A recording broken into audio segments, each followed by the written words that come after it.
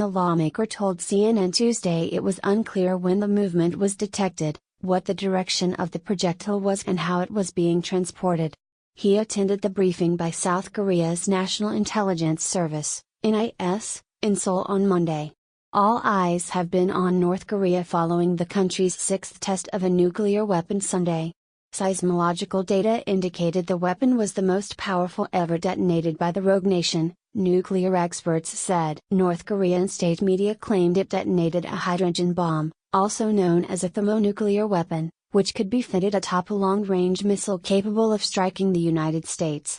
Weapons experts say it's almost impossible to verify if the warhead and missile could be successfully paired unless North Korea were to actually fire a nuclear-tipped ICBM. The country has test-fired a number of missiles this summer, including 2 long-range ones in July and an intermediate-range one in August that overflew the Japanese island of Hokkaido. Lawmaker Kim Byung-ki told reporters Monday after the same briefing that the NIS said North Korea may test-fire an ICBM towards the North Pacific at a lower angle than the 2 tests in July, which were lofted, meaning they flew higher but not as far. The South Korean Navy announced Tuesday it conducted live-fire drills off the east coast of the Korean peninsula to check its immediate operational readiness after the country's Air Force and Army conducted their own joint drills. South Korea's Navy conducted a live-fire drill in the waters off the east coast of the Korean peninsula in response to North Korea's Sunday nuclear test. Wherever it is, whether on or underwater, if North Korea provokes, we will immediately destroy and bury them at sea, the Navy said in a statement. While South Korean forces have flexed their muscles, diplomats in New York gathered at the United Nations and condemned the nuclear test. Nikki Haley, the American ambassador to the United Nations, said Monday the United States would circulate a resolution in response after urging her colleagues to adopt the strongest sanctions measures possible to stop Pyongyang's nuclear program. Enough is enough, Haley said. North Korea has basically slapped everyone in the face in the international community that has asked them to stop. And other lawmakers who attended the Monday briefing, Lee Chol-woo, told reporters the NIS informed them that Pyongyang had dug extra tunnels at the nuclear test site and could explode another one anytime.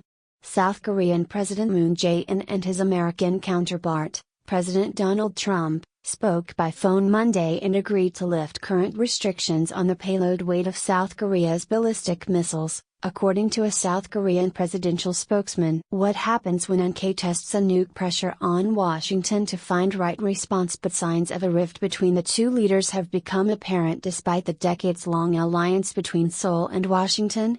Their phone call came a day after the nuclear test and followed a tweet from Trump in which he criticized South Korea for appeasement when it comes to dealing with its northern neighbor. Moon has long been a proponent of more dialogue and diplomacy with North Korea, whereas Trump has said recently that talking is not the answer. This is not the time for these two countries to be showing these cracks. North Korea is going to exploit that, said Jean Lee, a North Korea expert and global fellow at the Wilson Center. Trump spoke twice with Japanese Prime Minister Shinzo Abe over the weekend, once before the nuclear test and once after. Moon and Abe are both traveling to the eastern Russian city of Vladivostok for an economic summit taking place Wednesday and Thursday. They will be joined by Russian President Vladimir Putin, who is currently in China for a summit of the BRICS nations, Brazil, Russia, India, China, and South Africa. He reiterated calls for North Korea to stop nuclear tests but said dialogue needs to be the answer. Russia condemns these exercises from North Korea.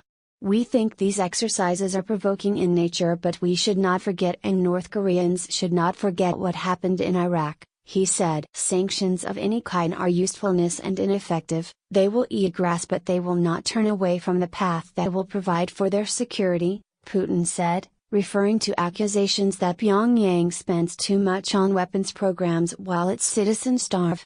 What do you think about this news? Scroll down and comment. Thanks for watching. Please subscribe. Goodbye and see you again.